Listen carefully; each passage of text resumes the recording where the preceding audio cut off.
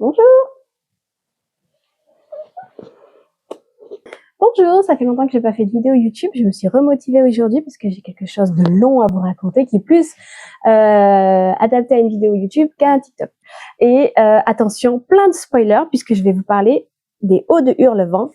En fait, j'ai vu le film d'Emerald Fennell, la réalisatrice britannique qui avait déjà réalisé Promises Young Woman que j'avais beaucoup aimé, et également comment rester concentré. L'excellent Saltburn qui n'est visible que sur Amazon, qui a fait couler beaucoup d'encre, qui est assez trash et pas très politiquement correct, mais que moi j'avais beaucoup aimé, que j'ai regardé 2 fois avec Dekja, Jacob et Lordi entre autres. Là, elle s'attaque à un monstre de la littérature britannique qui est les Hauts de Hurlevent. Et voilà, j'ai relu le roman pour la 3e fois et je voulais faire un comparatif roman-film. Donc, si vous n'avez pas lu le roman, fuyez, spoil à fond, puisque je vais vraiment raconter l'histoire du roman qui n'a rien à voir avec le film.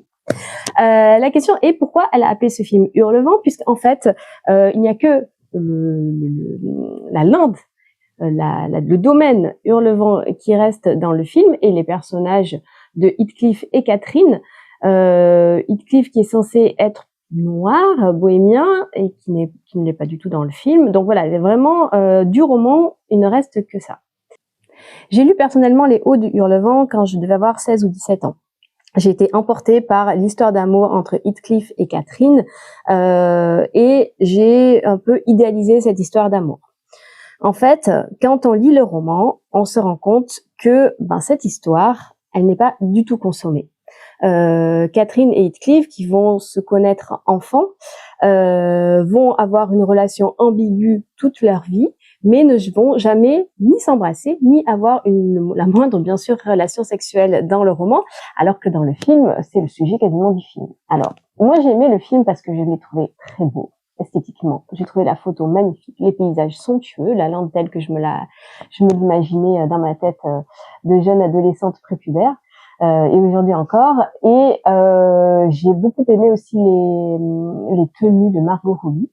Vraiment, ces robes sont exceptionnelles. Il y a un gros travail là-dessus de la costumière.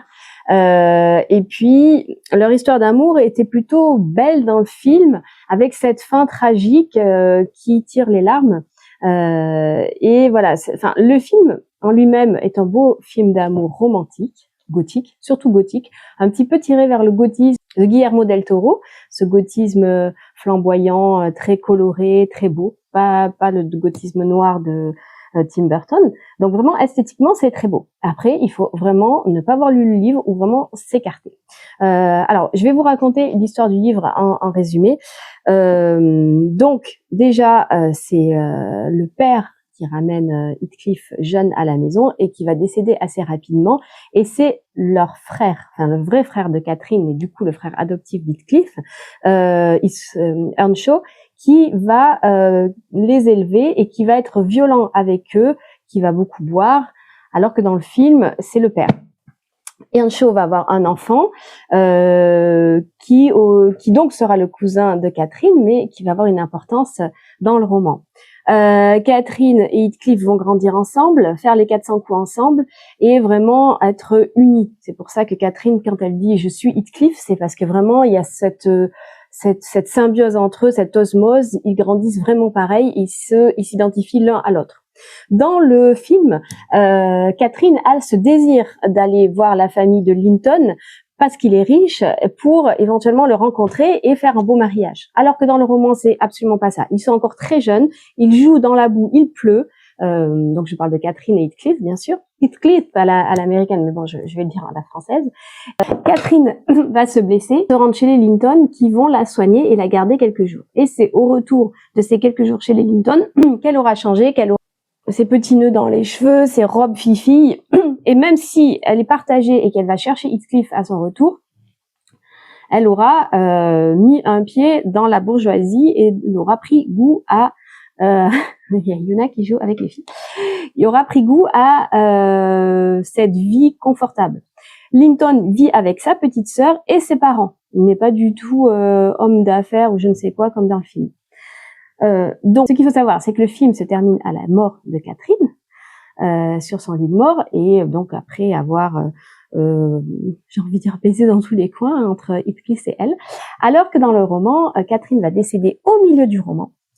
Quand Heathcliff revient, en fait, quand il est parti, elle a complètement perdu les pédales, elle est devenue complètement folle, elle est tombée malade, et quand elle revoit Heathcliff, ça lui fait un choc. Elle est enceinte de 9 mois, et en fait, ils vont s'embrasser, se parler, s'expliquer sur son lit de mort quasiment, et elle va accoucher et décéder dans la nuit. Donc à la moitié du bouquin, elle est morte, il ne s'est rien passé entre eux concrètement, et va naître sa fille qui s'appelle aussi Catherine.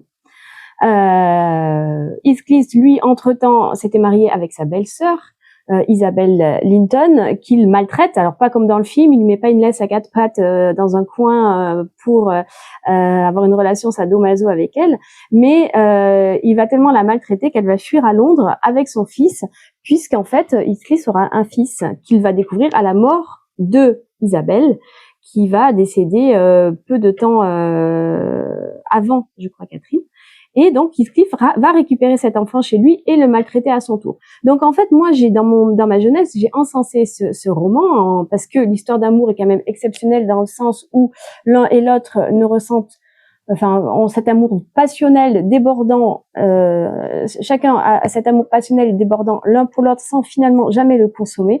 Et qui va aller, et c'est ça en fait qui moi m'avait vraiment bouleversée quand j'étais jeune, qui va aller jusqu'à ce que Heathcliff aille déterrer Catherine de sa tombe pour la revoir une dernière fois et pour se coucher à côté d'elle. Et j'ai trouvé ça sommet du romantisme, de l'amour, enfin voilà, pour moi ça m'avait vraiment bouleversée, retournée quand j'étais jeune. Je l'ai relu une deuxième fois entre-temps, et là je viens de le relire et je me dis que Heathcliff est vraiment un gros pervers taré. Puisqu'en fait, dans le roman, il va persécuter la jeune Catherine pour qu'elle épouse son fils à lui, Heathcliff, qui lui est terrorisé par son père.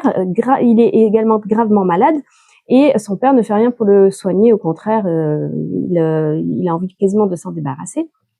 Et le fils d'Heathcliff, j'ai un trou, je ne sais plus son nom, lui va persécuter également Catherine Junior à son tour, en la faisant culpabiliser, en lui disant que si elle ne vient pas, il va en mourir, il va en souffrir. Et Catherine, soumise par ce pervers à son tour, va lui apporter plein de bouquins, des gâteaux, lui faire la lecture pour essayer de lui remonter le moral et le guérir. Et donc en fait, aujourd'hui, j'ouvre les yeux et je me dis, mais en fait, c'est vraiment une histoire de perversion, de manipulation. Enfin, tous les personnages en fait sont vraiment sombres. Bon, Catherine, la Catherine initiale aussi n'était pas toute blanche au départ, mais vraiment, vraiment tous les personnages sont mauvais, vraiment mauvais dans le roman. Et voilà, je vais pas spoiler jusqu'à la fin du roman, mais voyez que ça n'a vraiment rien à voir avec le bouquin. Heathcliff va devenir fou à la fin, et voilà, il va être hanté par ce fantôme de Catherine qu'il n'aura jamais oublié. Alors voilà, le mystère va être comment une jeune fille de bonne famille qui vit dans un prieuré avec ses parents, je crois que c'est un prieuré, et ses sœurs et son frère, avec ses parents, son frère et sa sœur, va avoir l'idée d'écrire ce roman. Elle n'a pas connu la passion amoureuse, mis à part dans les yeux de son frère qui, lui, était amoureux d'une femme mariée, plus âgée que lui, qui lui avait promis de quitter son mari pour lui et qui finalement il a fait souffrir jusqu'à ce qu'il attrape la syphilis. Non, pas la syphilis, une maladie, comment ça s'appelait, enfin, jusqu'à ce qu'il en meure. Émilie Brontë est morte à 36 ans sans avoir connu l'amour. En tout cas, on lui prête pas de relation. Donc, comment, dans son cerveau, a-t-elle pu avoir l'idée d'une telle histoire, une telle passion amoureuse, et puis surtout cette noirceur humaine, à croire qu'elle était, je sais pas, elle a eu plusieurs vies. Alors, elle a beaucoup lu. Je sais pas qu'est-ce qu'elle avait lu qui lui a inspiré cette histoire, mais vraiment, c'est à se poser des questions, tout comme d'ailleurs Charlotte, sa sœur, quand elle a écrit Jane Eyre, qui est un roman hyper féministe. Comment des jeunes filles comme ça ont pu pondre des romans si exceptionnels qu'elles avaient dû publier sous un nom d'homme à l'époque pour pouvoir être publiées et lues. Et ça avait malgré tout fait scandale. Donc voilà, si vous avez quand même... Alors bon, j'ai beaucoup spoilé, j'ai raconté toute l'histoire, l'écriture est quand même fabuleuse. Cette lande, moi je me projette quand je lis ce roman.